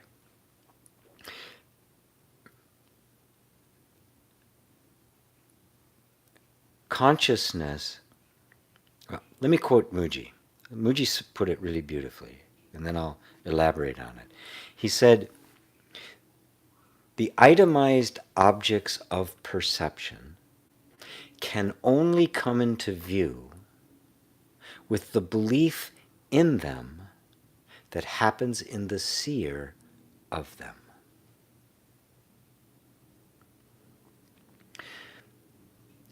The belief in lack, because the nature of consciousness is to manifest whatever is believed, the belief in lack will color the perception so that when you look around, you will see lack. Something comes up, you will see lack. Somebody has a great windfall, you will say, "I didn't get it." There's lack. You won't see that as an expression of universal abundance. You will see it as abundance over there, not here. That's the separate self. That's the feeling of lack. The feeling of lack, the feeling of separate self, same thing. So we can first begin to really look to see that lack is a belief. It's a false belief. In fact, there is nothing lacking. Now, our habit is that we look around ourselves to see evidence, and when we don't see the evidence, we say, "See, there's lack. Look around. I'm not abundant." Right? But that's actually putting the cart before the horse. That evidence is the result of the belief of lack that was installed right in the beginning. The moment you thought of yourself as a separate self, when that emerged in the nervous system, lack was born. Prior to that, there was no lack. And so it is a false belief. So the first thing you can do on a very practical level is notice all the ways in which you tell yourself, "I don't have enough, I'm not enough, I'm inadequate, I can't afford it, this isn't, I don't know, maybe God is testing me." Anything that denies the infinite abundance that is the actual nature of consciousness is false. You could say that. It doesn't matter what the evidence is. And just go, okay, well, the evidence is only there because of my previous believing in it, but I'm no longer believing it. You begin to challenge the assumption on that level. Simultaneously, you continue to withdraw yourself into yourself, to break down the underlying assumption that I am the separate self. And that comes through the deep exploration of the nature of consciousness. Not as some kind of a study, right? We're going to study consciousness, in a physics lab, but of your own experience of being consciousness itself, of being a conscious being, by examining your own actual experience. And what's your experience? Your experience is consciousness, is it not? I mean, there's no experience without consciousness. So experience, consciousness, one and the same. So you simply go directly into your own experience. You drop everything that everyone told you about it. Lack, separate self, all these, even the spiritual ideas, enlightenment, drop all of that and just start thinking, what is my actual experience? My actual experience is nothing but consciousness. No matter what I experience, consciousness is always there, ready to experience it. And it doesn't matter what the character or quality of that experience is. Consciousness receives it. So consciousness, me, one having the experience, is in fact boundless. Because it doesn't matter what comes up, it's already big enough to receive it. Consciousness, what I am, has no limits. Wow. Is consciousness lacking? There are images of lack, coming up short with money, or conflict within a relationship, or simply wanting to do something and not being able to do it, not having the skill. There are images of lack. There are experiences that seem to imply lack. But aren't all of those experiences being perceived in exactly the same place? Is not the experience, everybody's had an experience that had some abundance, right? Something, your need was perfectly met and you felt like life was absolutely perfect. Was it not exactly the same consciousness that experienced that? Which means that consciousness itself transcends all of it. And therefore lack is nothing but an appearance. So even lack, this may sound weird, is an appearance of the infinite abundance. Because the infinite consciousness can make anything, even lack. And so we see that lack is just a state of mind. It's not real, it's not authoritative, it's not absolute, it's not objective. And that consciousness, what you actually are, is illimitable, boundless.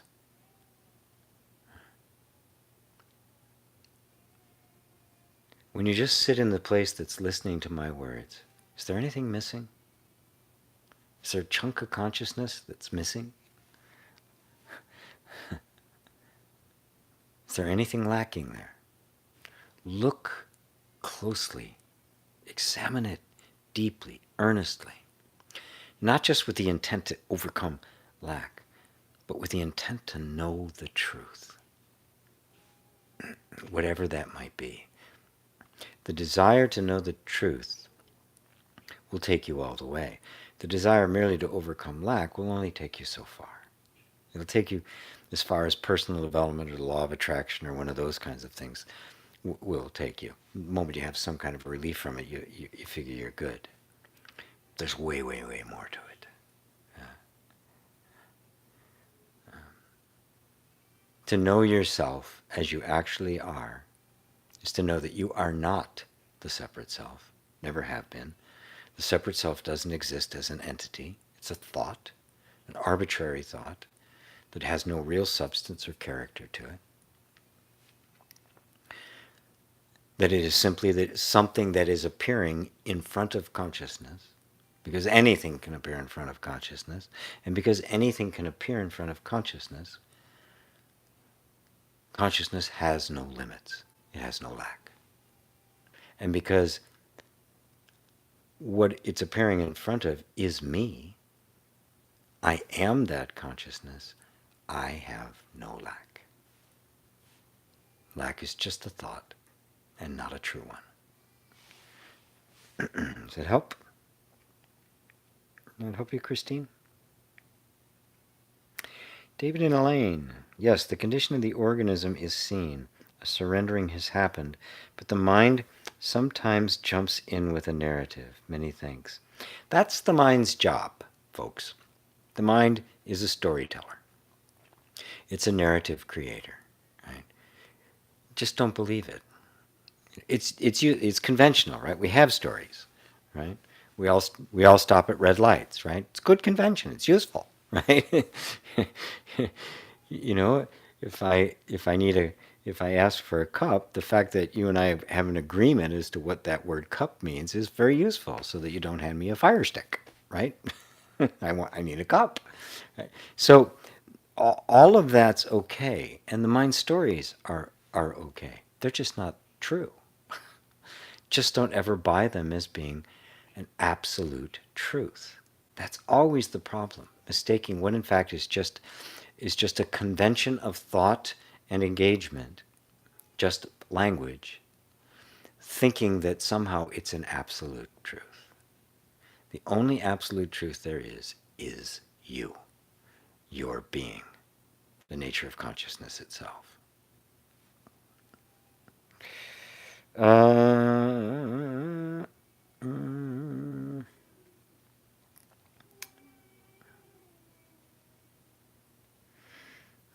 Janet says, thank you, GP, for the clarity. Can you talk about mantras? Are they reinforcing the separate self? Because when I repeat gratitude, I feel more expansion. Thank you from Scotland. Yes, you will feel more expansion. Of course, the mantras, if used properly and given properly, are very powerful, like all practices are. Right? They're not the ultimate. That's all. The only point I ever try to make is that, if you got a practice and it's working and it's making you feel expansive and it's helping you see through the separate self, don't stop. Keep going. This isn't about, I'm not here to give you the right way to do things. I'm here to guide you through the right way to do things, which is the way that's unfolding unique to you. I'm here to just help you with your own path, not to give you some other special path you're supposed to be doing, right? So mantras are very useful. I find myself every now and then repeating some kind of a mantra, especially when my mind gets really crazy about something. I'll just, Shri Om Shrim Shriya Namah Om Shrim Shriya Namah Om Manipati Hum Om Nanipati Hum. They're great, or the Gayatri, right? they're they're wonderful, and they will bring you to the point. Right? As I was saying, like Hatha Yoga, they will bring you to the point where you can, where you increasingly surrender to what is, including the technique that brought you to that point. Right? All teachings are a concession, and when you don't need them anymore, you put them aside. Buddha used the example of you get in a boat to go to the other side of the lake. Once you get to the other side of the lake, you don't pick the boat up and walk on with it. You leave it and continue your journey. You don't need, once the teaching has fulfilled itself, you don't need it anymore. But you don't abandon the teaching because someday you will. You don't just throw it out like it means nothing. That's an extreme. That's kind of trying to live in the absolute when you're not actually there. And so I teach all sorts of different techniques. I've given people mantras to use. EFT is a technique. Certain kinds of meditation on even guided meditations rather than just a pure sitting is a technique. Inner reconciliation has techniques in it. Nothing wrong with any of them, and the time will come when you'll know quite clearly that it's time to let that go. You don't need it anymore. What I always recommend to people to do, no matter what their technique is, no matter what their particular practice is, to take up the practice of self-inquiry. What is the actual nature of the self? To really look inside, notice that you are conscious, and really become curious about the nature of consciousness itself. Well, all the practices that we do help bring more equanimity, they help bring more calm, they bring more focus, better attention, better concentration, all of which is useful. To what end do we put all those things? The end we put all those things is to come to know ourselves as infinite, illimitable consciousness. And that comes through self-inquiry. By mean self-inquiry, I simply mean examining the nature of your own consciousness from the inside out. Not listening to what somebody else tells you about it, but to explore it for yourself. That's self-inquiry. Who am I? That which is hearing the words, these words that I'm saying. Am I just this body? Am I this physical form? It seems to be sentient, will be for a while, and then it's going to fade away, and then I'm gone for good. Is that it? Is that all there is to me? That's what a lot of people say. How would I discern whether or not that's true or not? Do I have to wait till I die? Well, no, you don't. You simply have to begin to examine deeply the nature of consciousness from the inside out. Because consciousness is a completely subjective experience, you can't examine it objectively. You can't put it into a lab. So none of the knowledge gained from studying the brain and stuff is the least bit relevant to you. Because that's not your experience. Looking at the actual nature of your own experience is self-inquiry. And of course, that's where I like to guide people the most. So that becomes very precise, very relentless, noticing the fact that while you can perceive anything, you cannot perceive yourself. That's a wonder it's a wonder to ponder. What does that mean? What does that say about what my actual nature is? Add that to your practice. Continue to practice, mantra practice, meditation practice, yoga practice, whatever your practice is, doesn't matter. Add that to it. And that self-inquiry is actually one of the paths of yoga. It's called jnana yoga. It's completely unknown, but it is the yogic version of Advaita Vedanta, or Zen in Buddhism.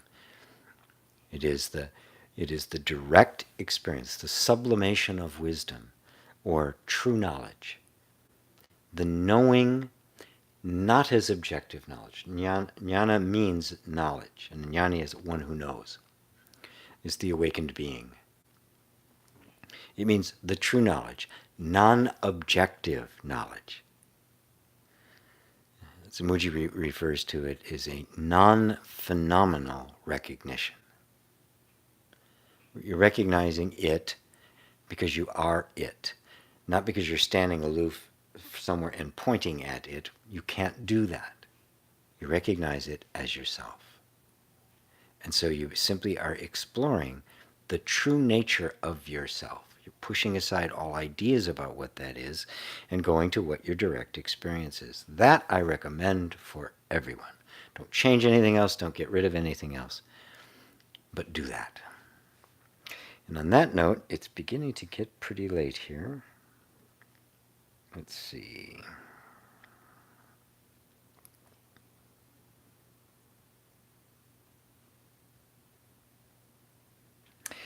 Hi, GP. After the experience of emptiness, I can take emotions.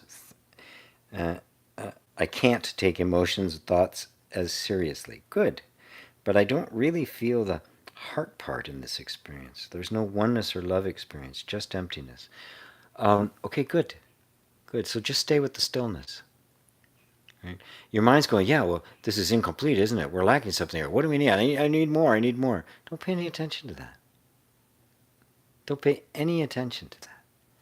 Right? The mind is just making up a story about how it's incomplete. And just the peace, the heart is in the emptiness. The emptiness you'll find is not empty. That is, it is not a thing. Therefore, its emptiness is its formlessness, but it gives rise to all forms. So just don't worry about it. Whenever that thought comes to mind, say something's lacking, say, gotcha, not true. And just really be very present with the emptiness. You notice the thoughts aren't true. The emotions aren't true. Find the sensations aren't true. Right? And then now don't let your mind say, oh, there's something else, isn't there? Something must be missing. Right? If there is a feeling of something missing, just turn towards that feeling. Right? And notice that you, as consciousness, are so expansive that you can even allow in this feeling of something being missing. Because, of course, it really can't be. And so you just be with it. Be the emptiness. The rest will take care of itself. Thank you for these talks. Thank you, GP. Thank you. Love from Germany. Thanks, GP. Great answer. Patricia says, thanks for talking about mind. Thanks for talking about mind takeover. Good. Christina B, yes, helped a lot. Thank you. David, thanks, GP. We're so appreciative of your wisdom and illumination. Love and blessings. Thank you, GP. Great. Great. I actually think I got through all of the questions today in 126 minutes, 2 hours and 6 minutes. So on that note, I think what I'm going to do is just kind of end with a little bit of sound. My leg fell asleep. Isn't that something? Let me bring this over and turn this down a little bit. And so,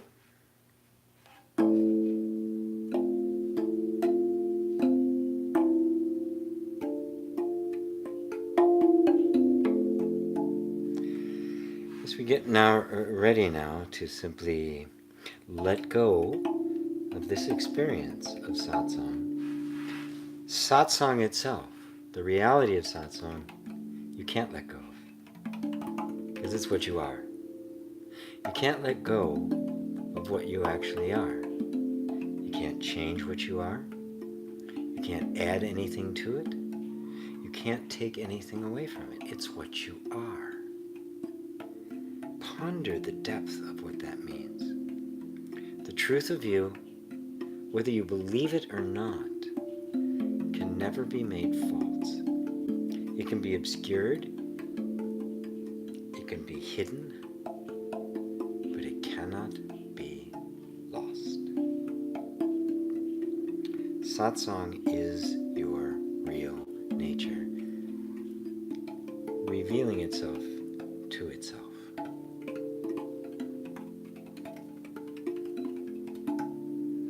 So, whatever you've gained today, whatever insights you've had, whatever experiences you've had, don't feel like you need to hold on to them. You don't. They're holding on to you. You don't have to hold on to anything. You do not have to make 2 + 2 = 4. It just does. You do not have to hold on to anything about you. Any truth, any insight. It's holding on to you. It's simply what is.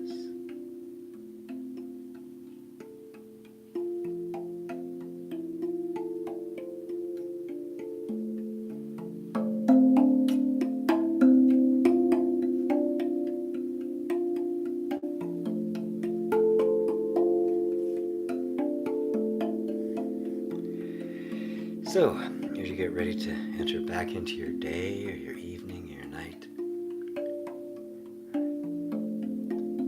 thank you all for being here, as always. We need each other.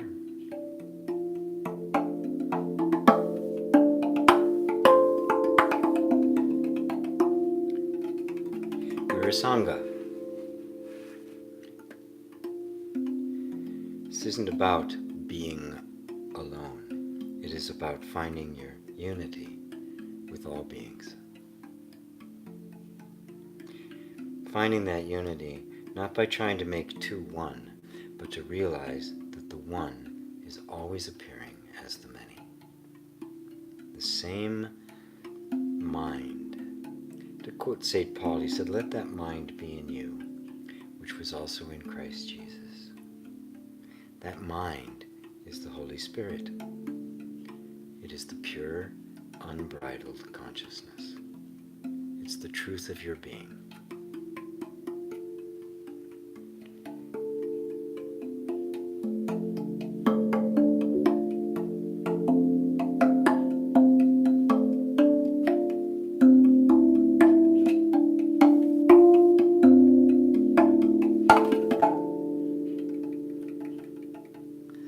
Thank you all. See you next week.